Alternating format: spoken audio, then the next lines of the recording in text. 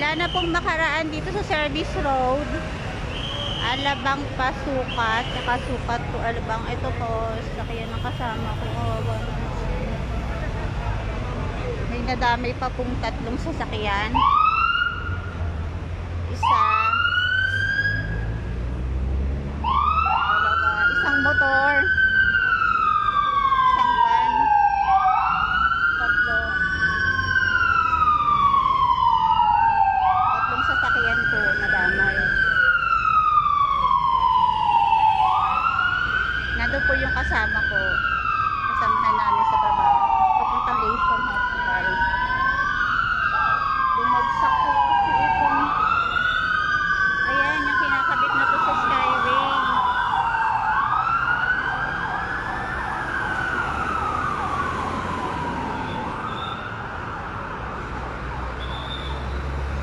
Sa kabitan po to ng Alabang at ng Sukat. Yung dating ramp ng Skyway.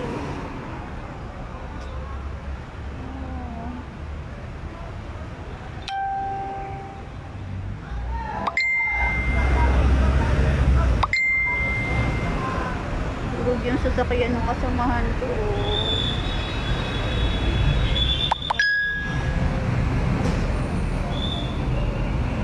Buti nakuha pa po yung kahinaan.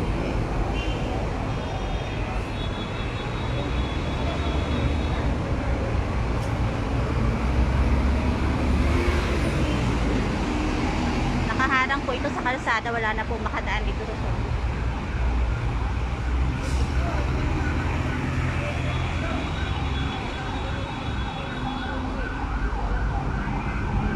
Heavy traffic po ngayon dito sa expressway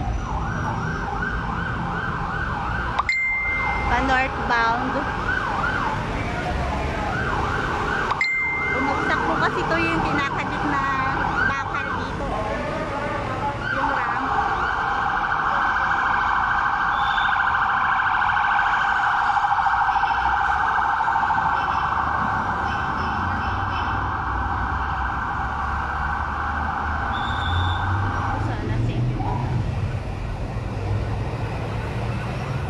Bumagsak tong bakal. Ayan o, yung bakal na kinakabit doon sa taas dito.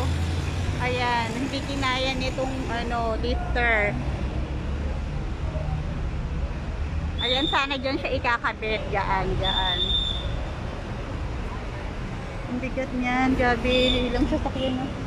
Tatlong sasakyan tsaka isang motor. Dinala na sila sa hospital, sa Asian Hospital po. Napuruhan yung aming pahinante. Ito yung sasakyan niya. Gusto po, sana okay lang siya. May mga dugo yung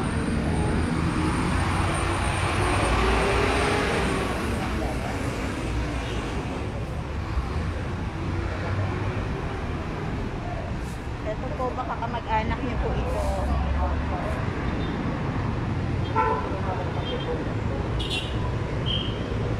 Taxi po pala to. Saka isang motor. Ayan, DA 36154. Isang electric. Bigat po.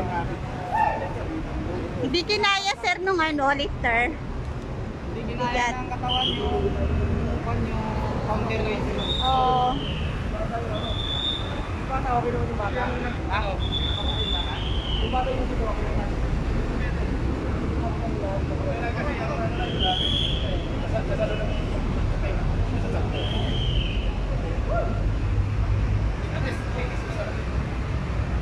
Grabe.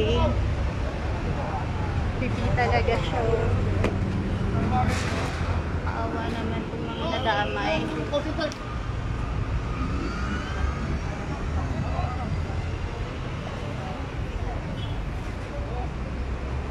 Sasakyan ng kasamahan ko. Magde-deliver din sila. Dito sila sa service road dumaan.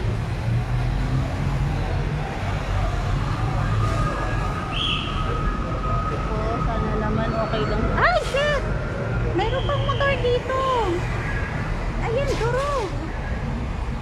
Oh. Saan po kayo, ma'am? eh. Kasama niyo po? Tatay ko po yung mag-ano na. Okay, okay.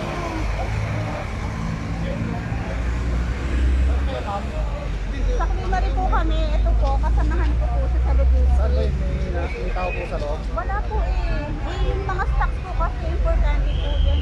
Kaya antayin ko po yung Labas na lang po.